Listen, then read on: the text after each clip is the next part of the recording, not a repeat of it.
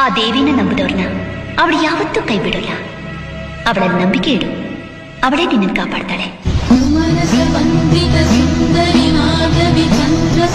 ಆಯ್ತು, 1 ತಿಂಗಳ ಒಳಗಡೆ ಮದ್ವೆ ಆಯ್ತು.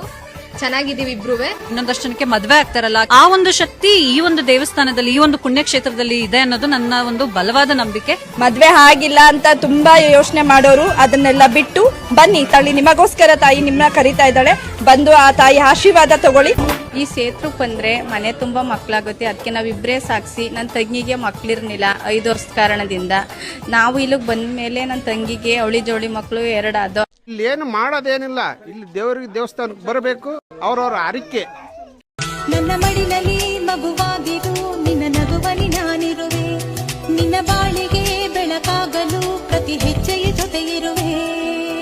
ಇಲ್ಲಿ ಬಂದಾದ್ಮೇಲೆ ನಾನು ತುಂಬಾ ಚೆನ್ನಾಗಿದ್ದೀನಿ. ಸೈಟ್ ತಗೊಂಡಿದ್ದೀನಿ, ಗಾಡಿ ತಗೊಂಡಿದ್ದೀನಿ. ನಮ್ಮ ಇಡೀ ಫ್ಯಾಮಿಲಿಯಲ್ಲಿ ಎಲ್ಲ ಚೆನ್ನಾಗಿದ್ದೀವಿ ಸರ್. ಇಲ್ಲಿ ಬಂದಾದ್ಮೇಲೆ ನೋಡ್ತಾ ಇದ್ದೀನಿ, ಪ್ರತಿಯೊಬ್ಬರ ಮಕ್ಕಳಲ್ಲೂ ಒಳ್ಳೆ ಕಳೆ ಇದೆ, ಒಳ್ಳೆ ನಗು ಇದೆ. ಎಂತ ಇಲ್ಲಿ ಶ್ರೀಮಂತರು ಬಡವರು ಯಾವ ಭೇದ ಭಾವ ಇಲ್ಲ.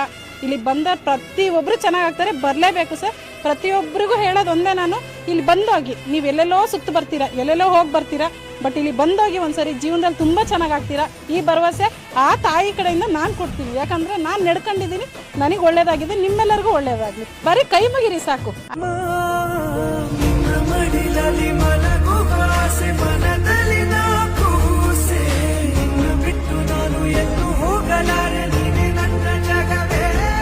ಇಷ್ಟೊಂದು ಭಕ್ತರು ಬಂದರೂ ತಾಯಿಯ ಪ್ರಸಾದ ಯಾರಿಗೂ ಕಡಿಮೆಯಾಗಲಿಲ್ಲ.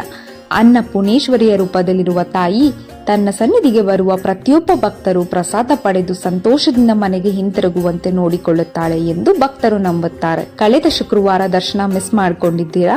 ಚಿಂತಿಸಬೇಡಿ, ಇನ್ನು 3 ಪವಿತ್ರ ಆಷಾಢ ಶುಕ್ರವಾರಗಳು ಬಾಕಿ ಇದ್ದಾವೆ. ವಿಭಿನ್ನ ಅಲಂಕಾರಗಳಲ್ಲಿ ಹರಕೆ ಶ್ರೀ ಚೌಡೇಶ್ವರಿ ತಾಯಿ ನಿಮಗೆ ದರ್ಶನ ನೀಡಲಿದ್ದಾಳೆ. ಕುಟುಂಬ ಸಮೇತರಾಗಿ ಬಂದು ಆ ಹರಕೆ ಚೌಡೇಶ್ವರಿ ತಾಯಿ ಬಳಿ ನಿಮ್ಮ ಹರಕೆಯನ್ನು ಸಮರ್ಪಿಸಿ ನಿಮ್ಮ ಜೀವನದ ಬದಲಾವಣೆಯನ್ನು ನೀವೇ ಕಂಡುಕೊಳ್ಳಿ.